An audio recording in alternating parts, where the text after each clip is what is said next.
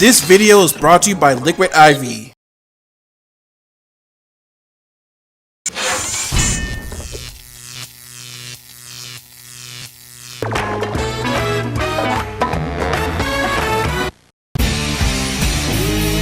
I've talked in great detail for my love of Scooby-Doo on Zombie Island.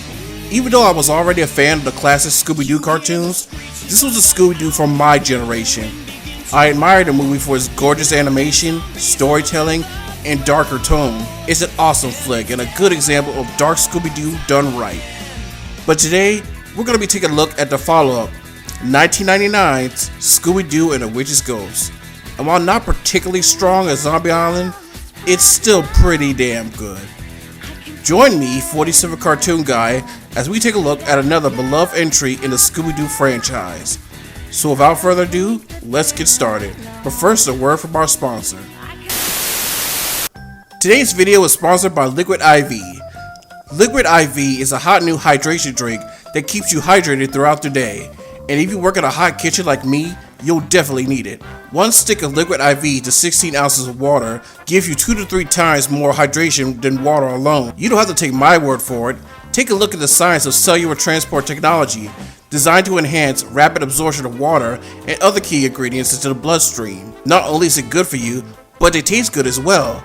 They come in all kinds of flavors, like passion fruit, lemon lime, and tangerine. My favorite is the passion fruit, and I have trouble sleeping at night, so the sleep multiplier drink is very effective, and I wake up feeling so good. Liquid IV is a great charitable company. With each purchase, they donate to someone in need, selling over 16 million servings globally and counting. You get 25% off when you go to liquidiv.com and use the promo code 47cartoonguy. Again, go to liquidiv.com and use the promo code 47cartoonguy. Thanks again to Liquid IV for sponsoring this video. Now, on with the show. The Master of Mystery is back only on video. Where? Scooby-Doo in an all-new animated movie. Scooby-Doo on Zombie Island, now available only on video. This time the monsters are real. On September 22nd, 1998, Scooby-Doo on Zombie Island was released on video. It was a huge hit, gaining positive reviews and sold extremely well, becoming one of the best-selling HB titles in a long time. That same year, the brain trust behind Zombie Island were already hard at work on movie number 2 before Zombie Island was released. I recently talked with model coordinator Lance Falk, and he had this to say. We worked on those 4 movies continuously, so we were already deep into movie 2 before 1 came out. There was never a break. Warner Brothers knew it was a worthwhile investment, but it sold a lot better than expected. So 3, 4, etc. were no-brainers to greenlight when they saw the sales figures and reviews on Zombie Island. With Zombie Island being one of the last productions made at the original Hanna-Barbera studio at Cahuenga Boulevard, by the time of production of Witch's Ghost, the whole studio had moved to the Imperial Bank Building in Sherman Oaks, Galleria, and operated alongside Warner Brothers Animation until 2001. According to screenwriter David Doy, it was sad to leave the H&B building, but since Warner Brothers bought H&B, we had to move and assimilate into their studio inside a bank building. The building was nice enough, but it felt very corporate and didn't have that small studio homely feel we were so used to. The crew behind Zombie Island returned to work on a movie, with David Doy and Glenn Leopold writing the script, but WB insisted on hiring 2 scriptwriters for the film. Enter Rick Cope, co-writer of the Brady Bunch movie, and David A. Goodman, known for his work on The Golden Girls, Futurama, and Family Guy. They also wanted to tone down the scariness of the film, so sadly, no head decapitations. Our story begins with the Mystery Inc. gang wrapping up a case in the museum where they bump into famed horror author Ben Ravencroft, a subtle nod to authors like Stephen King and H.P. Lovecraft. The main voice cast from Zombie Island returned to reprise their roles, with the exception of Billy West, who voiced Shaggy, as he had already booked Futurama at the time. The role went to Scott Ennis, who was also the voice of Scooby. Ben invites the gang to his New England hometown, Oak Haven, which really pleases Velma, a huge fan of the writer. Once they arrive, they find out the town has been a tourist attraction thanks to the mayor, centering on Ben's ancestor Sarah Ravencroft, who was persecuted as a witch in the 1700s and haunts the town to this day. Ben, insisting that Sarah was a wicked who used herbs to heal her patients, sets out to prove her innocence by searching for her journal.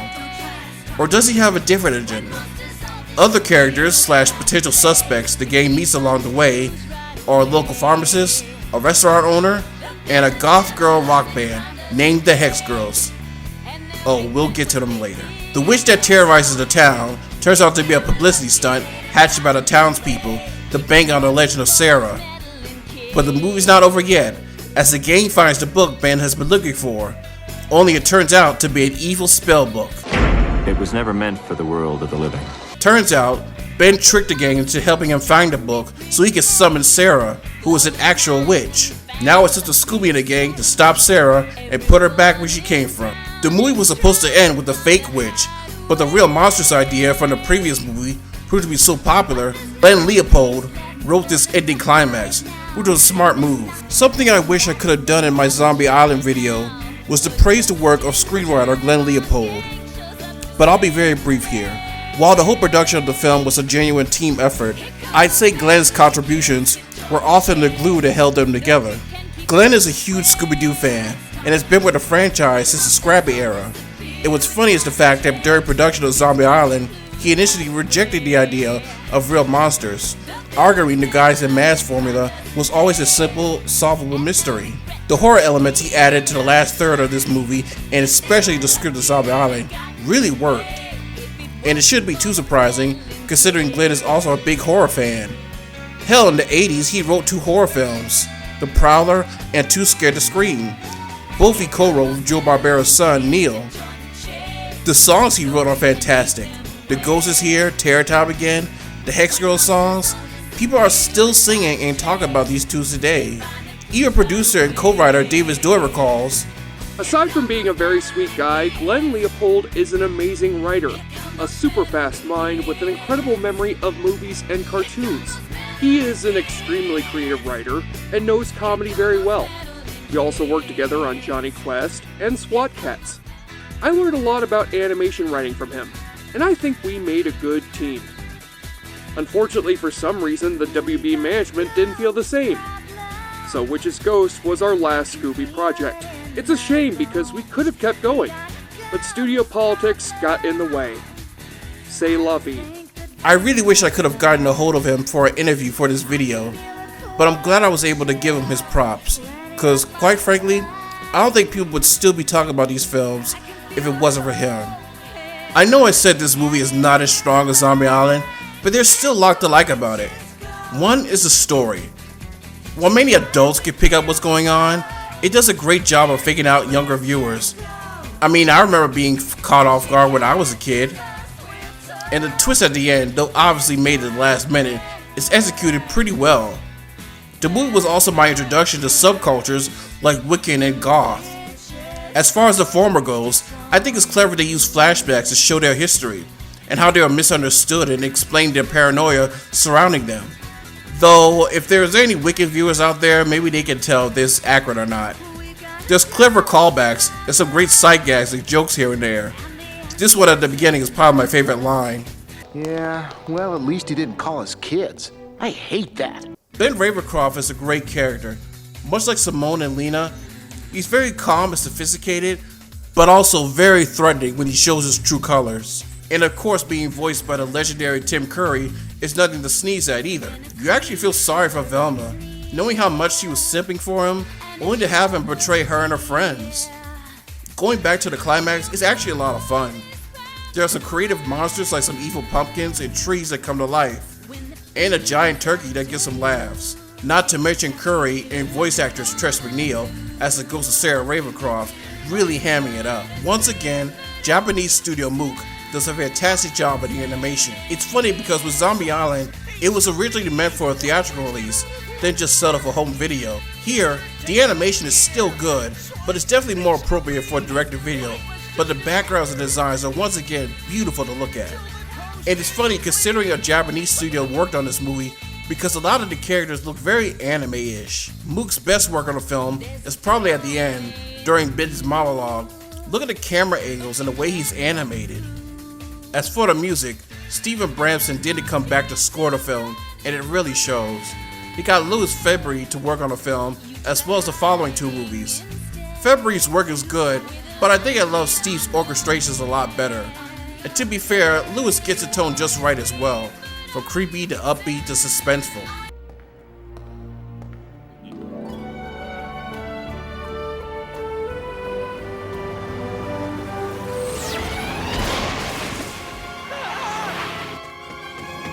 Now let's get to what everyone remembers about the film.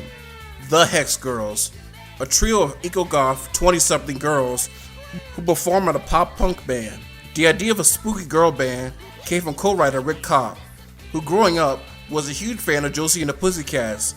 As what he described himself as, a little gay kid, he enjoyed the girl power aspect of the show, and the idea of a girl band traveling around the world solving crimes. Also at the time of production, shows and movies like Buffy and Charm were exploring Wiccan culture and witchcraft. Casting began in early 1999, and for the voices, famed voice actress Jennifer Hale was cast as lead singer and guitarist Thorne, aka Sally McKnight.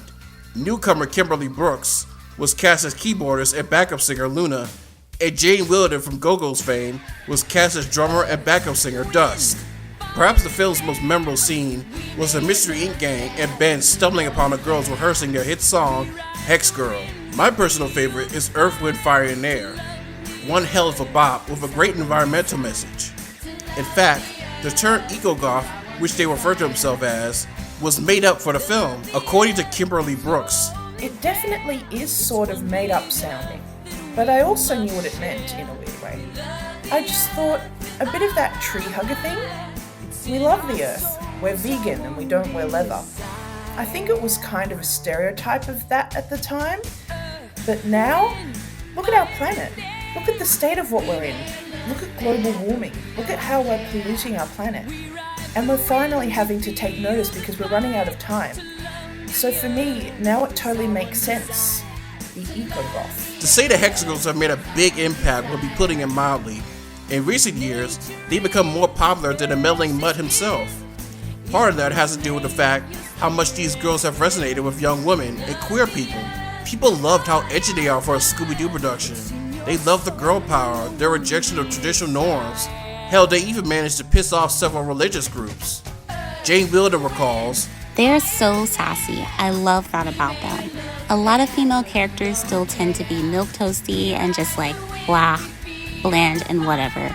But these girls kick ass. Can you imagine being a little girl and seeing a cute young woman bashing out on the drums? I think that could change someone's life." That is a very big statement, but I really think it's true. 4 years later, the Hex Girls would appear in Scooby-Doo and the Legend of the Vampire, with their appearances noticeably toned down from before. Though it didn't really make sense, the gang are teenagers again, yet they met the Hex Girls when they were young adults. Yeah, even as a kid I was confused by this. They also appeared in subsequent series, like What's New and the more recent Guess Who. They even had a big role in 2 episodes of Mystery Incorporated. With a bit of a redesign in their first appearance, they went back to their old outfits in their second episode, and even made a joke about it. Like, what's with the original get-ups? Some of our fans prefer our classic costumes, and Chic is rich. Super rich. Not only that, there's fan art, covers of their songs, cosplay, even merchandise made of the girls. Cartoon Network even approached Kopp and Goodman to make a Hex Girls spin-off, but nothing ever came of it. I don't know about you, but I'm hoping they give it another shot. Imagine the possibilities they could do for a series, and with some of CN's current programming having more and more queer rep, they'd be foolish not to do this. In fact, why are WB even doing a Velma spinoff or a preschool show? No one gives a crap. Come on, the Hex Girls are sitting there. Okay, well, you get my point. The Hex Girls kick ass. On to the rest. I'm a Hex girl, and I'm gonna put a spell on you. We're gonna put a spell on all of you. Coming this fall, mysteries as old as mankind. Witchcraft. Ghosts. Talking dogs. Wrong? Where? Coming to video fall 1999. It's the all-new, fully animated movie, Scooby-Doo and the Witch's Ghost. Scooby-Doo and the Witch's Ghost was released on video October 5th, 1999, and much like Zombie Island, there was a huge marketing blitz surrounding the film. Tons of merchandise, promotions, advertisement, TV spots, and marathons on Cartoon Network. The videos, of course, sold very well, even coming in on number 10 on the Billboard Top Kids video. Much like how Scooby-Doo Snack Tracks was released to coincide the release of Zombie Island, Warner Brothers and Cartoon Network released a soundtrack to Scooby-Doo and the Witch's Ghost with Kid Rhino Records, which features songs for the film by the Hex Girls, as well as some new tracks, and a post-Achy Breaky Heart but pre-Hannah Montana Billy Ray Cyrus singing the Scooby-Doo theme song. A music video was added as a bonus feature on the video and later the DVD in 2001. The movie made its world television premiere on Cartoon Network November 27, 1999, part of the Scooby-Doo Project. The Scooby-Doo Project, which is honestly deserving of its own video, was a spoof on the then popular found footage movie The Blair Witch Project, and the special was accompanied by marathons of classic Scooby-Doo cartoons and several movies. Scooby-Doo and the Witch's Ghost is a fun entry in a long line of Scooby-Doo movies. While yes, it's considerably more toned down than its predecessor, it still has the right amount of goofy fun and dark and creepy atmosphere, and you can't go wrong with that in a Scooby-Doo production. And I guess that's why this movie and the other three hold up so well. This team always did a great job with Scooby, and I wish they were around longer with the franchise. I don't think any of them will top Zombie Island in my opinion, but this is a close second. It's a must watch for Scooby-Doo fans. But enough about what I thought about it. What are your thoughts? Do you like the movie? Is it one of your favorites? If so, what do you like about it? Let me know in the comments. And until next time, I'm 47 Cartoon Guy, and I gotta fly. The party is just beginning!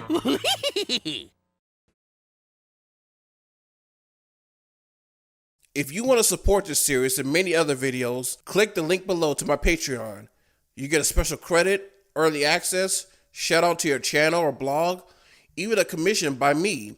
Every dollar goes into the production of these videos for software, research, DVDs, as well as help put food on the table. If you're not able to donate, you can also help by liking, commenting, subscribing, and clicking the little bell icon. I thank you, and I gotta fly.